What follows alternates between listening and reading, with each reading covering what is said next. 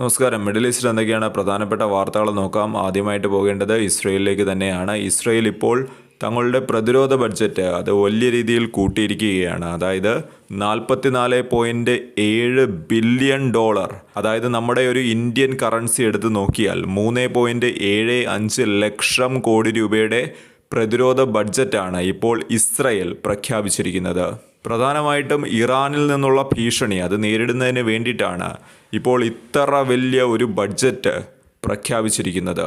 കഴിഞ്ഞ വർഷത്തെ പ്രതിരോധ ബഡ്ജറ്റിനേക്കാളും കഴിഞ്ഞ വർഷത്തെ ഇസ്രയേലിൻ്റെ പ്രതിരോധ ബഡ്ജറ്റിനേക്കാളും 20% കൂടുതലാണ് ഇപ്പോൾ പ്രഖ്യാപിച്ചിരിക്കുന്ന പ്രതിരോധ ബഡ്ജറ്റ് എന്നാണ് റിപ്പോർട്ടുകൾ പറയുന്നത്.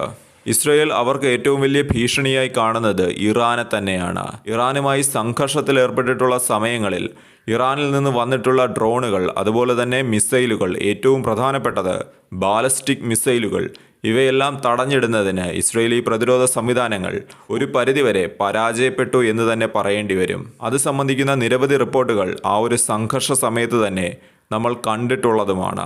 ഇറാൻ്റെ ബാലസ്റ്റിക് മിസൈലുകൾ ഇസ്രയേലിൽ പതിക്കുന്ന ദൃശ്യങ്ങളെല്ലാം തന്നെ ഇപ്പോഴും ദൃശ്യമാധ്യമങ്ങളിൽ നമുക്ക് കാണാൻ കഴിയും. എന്നാൽ ഇപ്പോൾ ഇസ്രയേൽ അതിൽ നിന്നെല്ലാം പാഠം ഉൾക്കൊണ്ടുകൊണ്ടാണ് ഇപ്പോൾ പ്രതിരോധ ബഡ്ജറ്റ് കൂട്ടാൻ പോകുന്നത് എന്നാണ് റിപ്പോർട്ടുകൾ പറയുന്നത്. ഇസ്രയേൽ പുതിയ എയർ ഡിഫൻസ് സിസ്റ്റം, അതുപോലെ തന്നെ സാറ്റലൈറ്റ് സർവേലൻസ്, ഡ്രോൺ ജാമിംഗ് സാങ്കേതികവിദ്യ തുടങ്ങിയവയെല്ലാം തന്നെ വാങ്ങാനാണ് ലക്ഷ്യമിടുന്നത് എന്നാണ് റിപ്പോർട്ടുകളിൽ പറയുന്നത്. എന്നാൽ ഈ ഒരു റിപ്പോർട്ടിൽ ഇറാനെക്കുറിച്ച് മാത്രമല്ല പരാമർശിക്കുന്നത്, ചൈനയെക്കുറിച്ചും ഈ ഒരു റിപ്പോർട്ടിൽ പരാമർശമുണ്ട്. മിഡിൽ ഈസ്റ്റിൽ ചൈനയുടെ സൈനിക സാന്നിധ്യം അത് കൂടി വരുന്നത് ആശങ്കയോടുകൂടി തന്നെയാണ് ഇസ്രയേൽ നോക്കിക്കാണുന്നത്.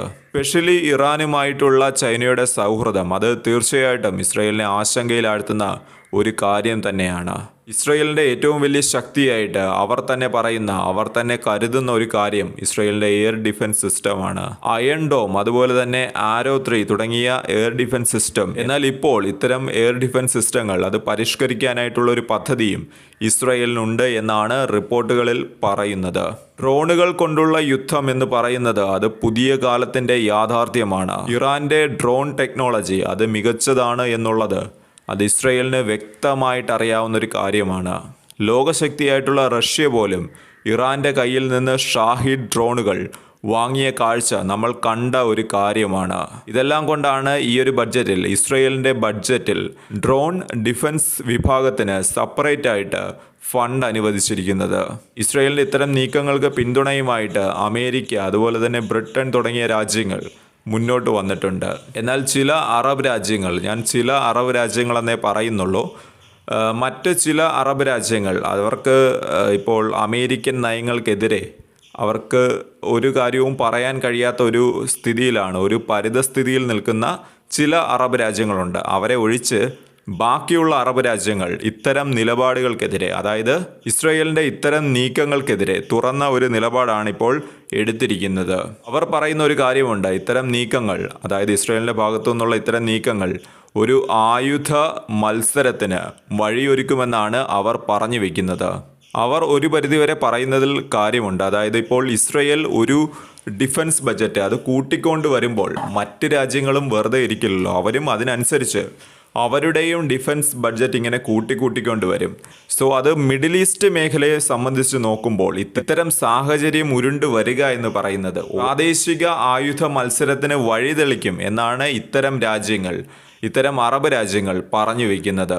മറ്റൊരു വാർത്ത, ഇസ്രയേലിൻ്റെ തന്നെ പ്രതിരോധ മന്ത്രിയായിട്ടുള്ള കാറ്റ്സ്, അതായത് ബെഞ്ചമിൻ നെതന്യാഹുവുമായിട്ട് ഏറ്റവും അടുത്ത് നിൽക്കുന്ന ഒരു മന്ത്രിയാണ്, അദ്ദേഹത്തിൻ്റെ തന്നെ മന്ത്രിസഭയിലുള്ള ഒരു മന്ത്രിയാണ്, പ്രതിരോധ മന്ത്രിയാണ് ഈ കാറ്റ്സ് എന്ന് പറയുന്ന വ്യക്തി. അദ്ദേഹം ഇപ്പോൾ ഇസ്രയേലിൻ്റെ തന്നെ ഒരു ആർമി റേഡിയോ ചാനൽ അതിപ്പോൾ അടച്ചുപൂട്ടാനായിട്ട് ഉത്തരവ് നൽകിയിരിക്കുകയാണ്. അടച്ചുപൂട്ടൽ 2026 മാർച്ച് തൊട്ട് പ്രാബല്യത്തിൽ വരും. ഇസ്രയേലിൻ്റെ ആർമി റേഡിയോ എന്ന് പറയുന്നത് അത് 1950 ആരംഭിച്ചിട്ടുള്ള റേഡിയോ സർവീസാണിത്. ഈ റേഡിയോ അടച്ചുപൂട്ടാനായിട്ടുള്ള പ്രധാന കാരണമായിട്ട് പറയുന്നത് ഈ റേഡിയോയിൽ സംപ്രേഷണം ചെയ്തിട്ടുള്ള ചില കാര്യങ്ങൾ അത് പലവിധ വിവാദങ്ങളിൽ പെട്ടിരുന്നു. അതായത് ഈ റേഡിയോ പ്രോഗ്രാമിൽ പങ്കെടുത്തിട്ടുള്ള ചില ജേർണലിസ്റ്റുകൾ അവരുടെ അഭിപ്രായ പ്രകടനങ്ങൾ അവ ഗസയിലെ ഇസ്രയേലി സൈനികരുടെ പെരുമാറ്റത്തെ കുറ്റപ്പെടുത്തുന്നതും അതുപോലെ തന്നെ സർക്കാരിൻ്റെ തീരുമാനങ്ങളെ ചോദ്യം ചെയ്യുന്നതുമാണ് എന്ന രീതിയിലെല്ലാം തന്നെ അന്ന് വിമർശനമുയർന്നിരുന്നു.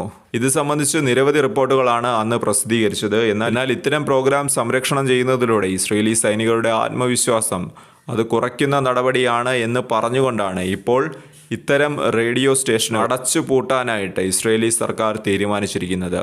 എന്നാൽ ഇസ്രയേലി സർക്കാരിനുള്ളിൽ തന്നെ ഇതിനെതിരെ വ്യത്യസ്ത അഭിപ്രായങ്ങളാണ് ഇപ്പോൾ ഉയർന്നു വരുന്നത്. ചിലർ പറയുന്നു ഇത് നല്ലൊരു കാര്യമാണ്, എന്നാൽ മറ്റു ചിലർ പറയുന്നത് ഇത് മാധ്യമ സ്വാതന്ത്ര്യത്തിന് അതിനെതിരാണ് എന്നാണ് മറ്റു ചിലർ ഇതിനോട് പ്രതികരിക്കുന്നത്. അടച്ചുപൂട്ടൽ നടപ്പിലാക്കുകയാണ് എന്നുണ്ടെങ്കിൽ 2026 മുതൽ ആർമി റേഡിയോ ഇല്ലാതാകും. എന്നാൽ അതിന് പകരം മറ്റേതെങ്കിലും സംവിധാനം ഉണ്ടാകുമോ എന്ന് ഇതുവരെ വ്യക്തമല്ല.